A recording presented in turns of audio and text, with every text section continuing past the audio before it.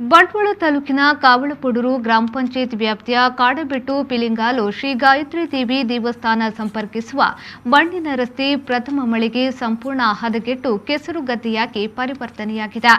ಈಗಾಗಲೇ ಕಿರಿದಾಗಿರುವ ಈ ರಸ್ತೆಯು ಬೇಸಿಗೆಯಲ್ಲಿ ಧೂಳು ತುಂಬಿಕೊಂಡರೆ ಮಳೆಗಾಲದಲ್ಲಿ ಕೆಸರುಮಯಗೊಂಡು ಪಾದಚಾರಿಗಳಿಗೆ ನಡೆದಾಡಲು ಕೂಡ ಅಸಾಧ್ಯವಾಗಿದೆ.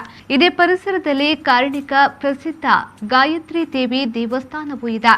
ಮುಂದಿನ ವರ್ಷ ಬ್ರಹ್ಮಕಲಶೋತ್ಸವ ಸಂಭ್ರಮದಲ್ಲಿರುವ ಈ ದೇವಸ್ಥಾನಕ್ಕೆ ಬರಲು ಅನುಕೂಲವಾಗುವಂತೆ ಕಾಂಕ್ರೀಟ್ ರಸ್ತೆ ಒದಗಿಸಬೇಕೆಂದು ಇಲ್ಲಿನ ಪರಿಸರ ನಿವಾಸಿಗಳು ಆಗ್ರಹಿಸಿದ್ದಾರೆ.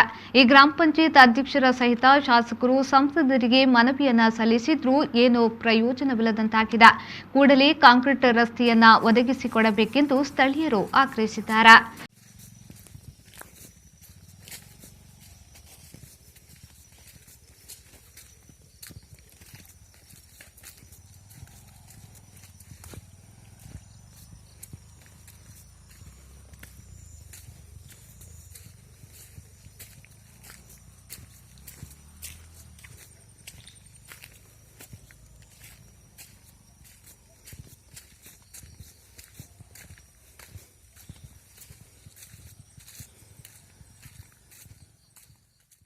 ब्यूरो रिपोर्ट वी4 न्यूज़ बंटवाड़ा।